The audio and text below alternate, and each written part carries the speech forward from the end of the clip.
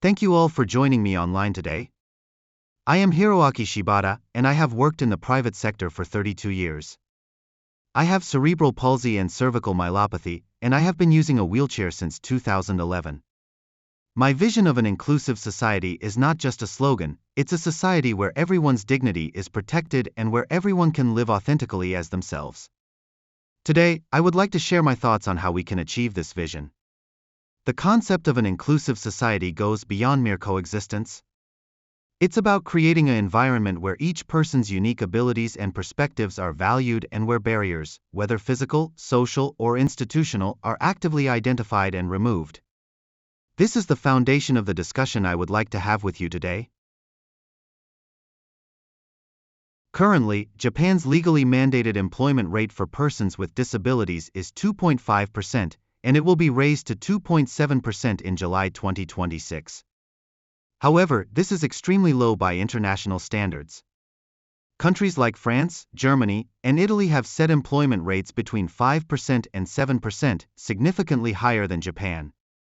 While the UK and US don't use a quota system, they implement legally binding measures with penalties for businesses with 15 or more employees.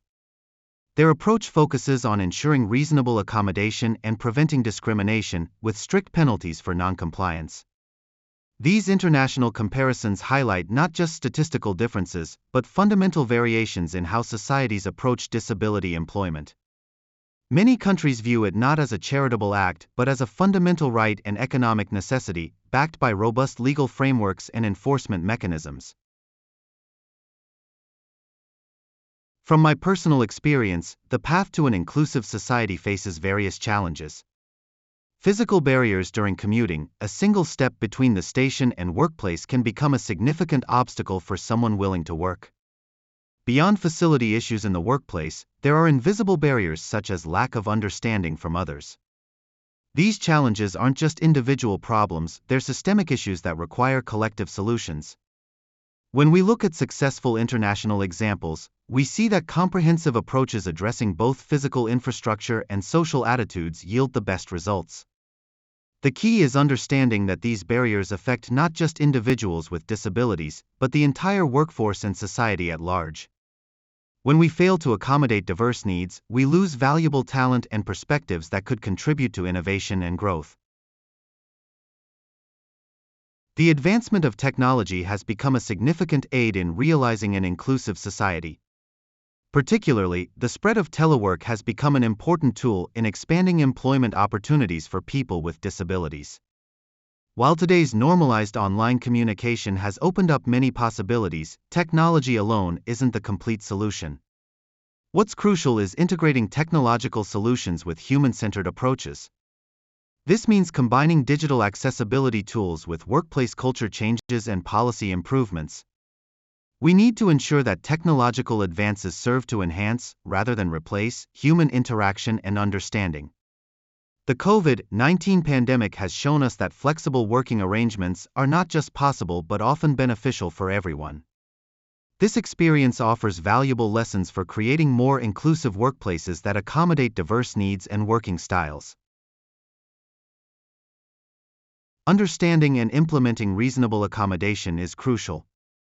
As demonstrated by Western countries, this is a legal obligation that should carry strict penalties for non-compliance.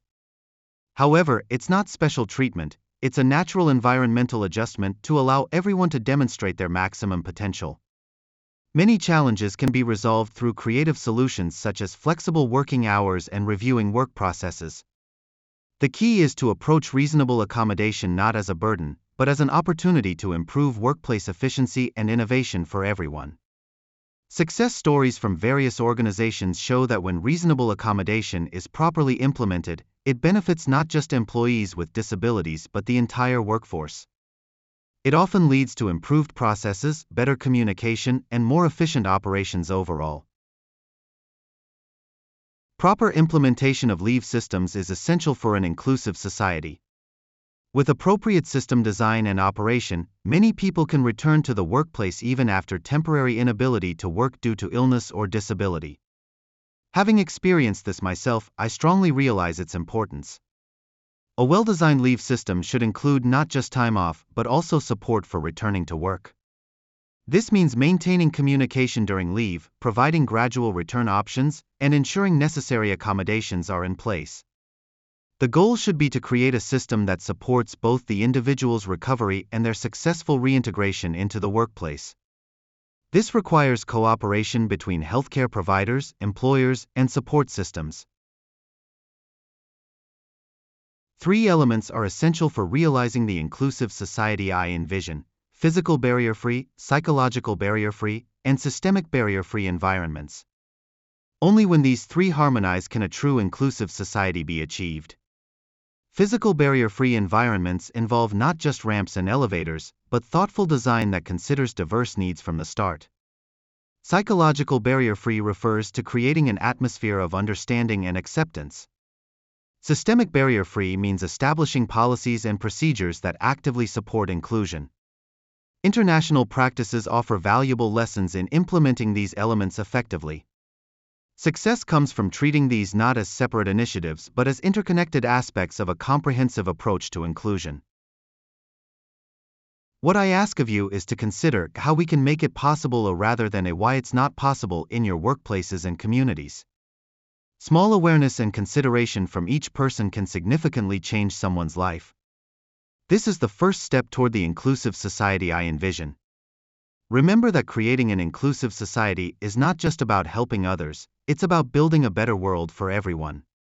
Each of us has a role to play in this transformation, whether through our professional work, community involvement, or daily interactions.